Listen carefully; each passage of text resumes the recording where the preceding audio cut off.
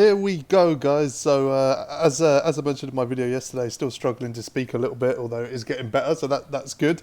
The title of this video is a strong take, but I think it's absolutely, it's just facts, to be honest. I know where we're about to go in this game, and I just want to talk about it so we all know we're prepared. And also, if you haven't decided whether you are or aren't going to go for this D-Rob, this video will probably answer that question for you. So before we get into that, guys, please like and subscribe as always. We are really close to 700 subs. As you know, if you've been following my channel, or we've got like 600 of those subs in the last couple of months. So we're building really, really fast here.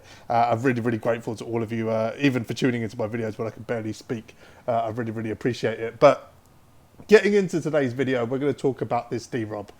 I've seen, a lot of different reactions to it. And if you see my reaction yesterday, I said, D-Rob's not a desirable card for me. He's not one of my favourite players. He's not a D-Wade. He's nothing like that. And actually, if I didn't have to do it for the content, I wouldn't have gone for this card. But I also said in that video, that doesn't mean that he's not going to be the best card in the game. He's going to be so far the best card in the game, so far and above any other card in the game, that it would be almost criminal not to pick him up. So I am going to get him. I will get D-Rob. But there's several reasons for that. Now, if you track the history of 2K, we get to a point every year where there is basically a centre that changes the game, right? We've had it before. Last year we had it. It was that Shaq, right? The glitch Shaq that could shoot threes, changed the game. We went from glitch Shaq to Yao Ming in the space of a couple of months, right? The whole meta of this game changes when you start getting centres that can do everything. And I don't mean like just shoot the ball well, because we've got them now. And I don't mean, just play point guard, because we've got point centres now. I mean centres that can do absolutely everything. And D-Rob is going to be that card, without question. Now, let's just compare him to what we have now, right? So there's a couple of centres that kind of stand out. I'm going to start with Mikhail first. So Mikhail, to me, is top 3 centre in the game. To me, he's probably the second best centre in the game. He's actually the best centre I've used, because the one that's better than him I just haven't used. But this Mikhail is very close to being that card, right? He can kind of do everything. He's got a 93-point shot, good driving dunk, decent handles, good block, really good rebounding, good speed. And this is where the key will be between D-Rob and Mikhail. He's got good speed, right? 83 speed with ball is okay. It is okay. With the shooter coach and all of that, you've got a quick first step. But lateral quickness 88. D-Rob is going to be at a different level. When it comes to this portion of this card, D-Rob is going to be at a whole different level. Also moving up, things like, steals, stuff like that. He's going to have higher ratings. He's going to be better on the perimeter. There's a lot of things there. He's going to have a better driving dunk. He's certainly going to have a better standing dunk than this card. So even as a 3-point rating, he could have a better three ball. I think his 3-point rating is going to sit around 90. That's where I think it's going to be. But obviously, as we would say, with the shoe and the coach, he's basically at 99 very quickly. And then Mikhail with the badges, 17 Hoff badges. And again, he's got good badges. But I'm actually going to focus on the gold badges over the Hoff ones. Because you take this Mikhail, who is a 12-0 reward, really hard card to get. I wouldn't be surprised to see D-Rob have Hoff Dimer. I'm sure he's going to have Hoff Clamps. I'm pretty sure he's going to have Hoff Interceptor. This is now the Season 5 reward. Showtime, I'm assuming, will be on Hoff as well. Quick First Step could be on Hoff as well. That's scary. And we just don't know, right? We do not know what this badge, range extender, is going to say once D-Rob drops. But if they really want it to be the over-the-top season reward, as we've seen with Kawhi, we saw with Curry and Wade, this is a distinct possibility with D-Rob that they could actually put half range on him. It wouldn't surprise me. Like I said, just go back. We had a Shaq with 93 3-ball. Roughly this time last year. I think it was a little bit later. But we ended the year with 99 everything centres, right? And there's always a card that changes it. That's kind of the point here. There's always a card that changes the meta of the game, where you have a centre that's so overpowered, you're basically running him as a point centre and he can do everything on the floor. So Mikhail is not going to stand up at all to that D-Rob. That's absolute. There's no denying it. No denying it at all. But let's get into the other good centres, right? AD is unanimously considered the best centre in the game. By many considered the best card in the game, like period, right? A lot of people think he's just the best card in the game. You can see how good he is because there's hardly any of them up. There we go. There's an AD. So AD is considered that because he is basically a point centre, right? 97 offense, 97 defense. Great card, 6'10". So immediately D-Rob's got him beaten on the height. He'll have him beaten on offense and defense overall as well, because I'm almost certain he'll be 99 on both, even though he is a 98 card. And when you get into the attributes, AD's got a really nice shot. Again, it's one of the reasons people love this card. I think D-Rob's shot will be better. I think it will. I think his driving dunk will be better. I think his layup might be better. Standing dunk will probably be similar. His handles will be in a different world to AD's. They will.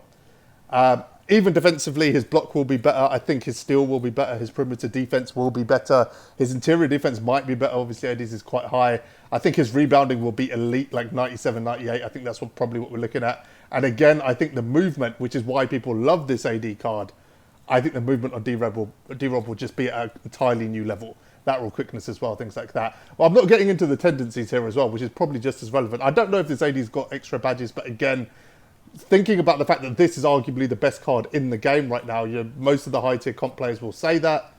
He's got badges currently on gold that will go on Hoff when it comes to D-Rob. Catch and shoot, I can see happening for sure. Box for sure. Clamps, interceptor, definitely. I feel like Pogo for sure. Back down Punisher could be on Hoff. I mean, we're looking at 30 to 35 Hoff badges, I think, on this D-Rob. Again, Showtime, I think, will be that on Hoff as well. You compare him to any other centre in the game. Now, I've just taken him, what, in my opinion, are the two best centres currently in the game. AD and Mikhail. The other argument is probably Hakeem. I think it's not even going to be close. Hakeem, again, 97, 99 splits. Great. This one's got a shoe. Does my one have a shoe? Hold on. Let's look at the one on the right of the screen, because that's without a shoe. 88 ball is fine, right? Post hooks, great. Hakeem's one of the best players in the post. Yao Ming's similar. You just go through all of this again, you're going to see a similar story, right? Again, the handles aren't amazing. And this is where it's really going to change, because D-Rob is going to have elite handles for a centre. He's going to have an elite 3-ball, and he's going to have elite movement. He's going to move in a way none of these cards do. Again, looking at speed, 86, 81, 86. D-Rob's going to be in the 90s for all of this. It's not going to be close. Shaq is pointless looking at, and Yao Ming's pointless looking at as well, because neither of them can shoot. But when you look at the game right now, if you look at the typical meta of the game, like if you actually look at my main team, I've got two centres, both of them can shoot. Mikhail can move a bit. Hakeem's pretty good in the post. I'm actually terrible with Hakeem's shot. But Mikhail I can shoot really well with. If you take Mikhail's sort of, just his ability to shoot from the perimeter and his ability to move and sort of dribble and get inside, and you add the most elite defense, the most elite rebounding, the most elite movement, animations, signatures, all of that to that card, it immediately makes Kevin Mikhail, who in my opinion is the second best centre in the game, completely irrelevant and redundant. If you're running Mikhail up against that D-Rob when it drops, you're going to get annihilated. You are going to get absolutely annihilated. He is going to be, without question, the most important card in the game. He's going to change the game entirely. That's the moment of no return. And this is why I say he's going to change the game in a way that we will never come back from. Once that centre kind of, point centre's locked in, who can move, who can play make, who can shoot the three, that can hit step backs, that can hit dribble moves, that can get round people, that can defend the paint in a way that a lot of other cards won't be able to. He's going to have an amazing release. He's going to be a stretch 5 paint beast, rim protector, all in one. All of that is going to be happening at the same time in the same card. He is going to change the game in a way we will never be able to return to where we were before, right? We're never going to be able to go back to just having a centre that can shoot. You can't just run Dino Raja anymore, because D-Rob will absolutely destroy him defensively. You can't run Mikhail anymore, because again, D-Rob will destroy him defensively. You can't run AD anymore, because D-Rob will keep up with it, right? And do things better than him. That is the point of absolute no return. And we get there every single year with 2K. Ultimately, we always get there. This is the time that we're going to get there this year. The meta will change. One player will change everything. If you're unsure about whether you want to go for D-Rob, it's a simple question to answer.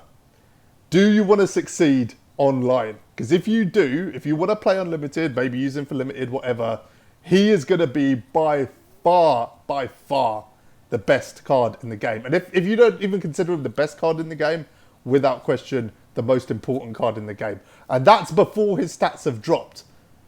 You're probably wondering, am I just making this up? No, because if you look at Kawhi, they basically put him on steroids to upgrade him to make him desirable right at the end of last season. This D-Rob has to be better than that Kawhi. Significantly better. 5 weeks later, better, right? Just look at Kawhi for a second. Like, he's the best card in the game right now. I mean, look at his badges. 22 Hoff. He's going to be sitting at 30. I think 30 to 35 badges. That's where we're going to be with D-Rob. He is going to basically be the last card before we hit those Dark Matter cards. And he's going to have a crazy amount of longevity. So the game as you know it is about to change. If you want to get the best card in the game, go get D-Rob. Whether he's desirable to you, whether he's not, whether he's a player you like, whether he's someone you're excited about getting or not, it just doesn't matter. My opinion, if you can get D-Rob, go get him. That's everything. All right, guys, thanks for watching. As always, please like and subscribe. Until next time, thanks for watching, guys.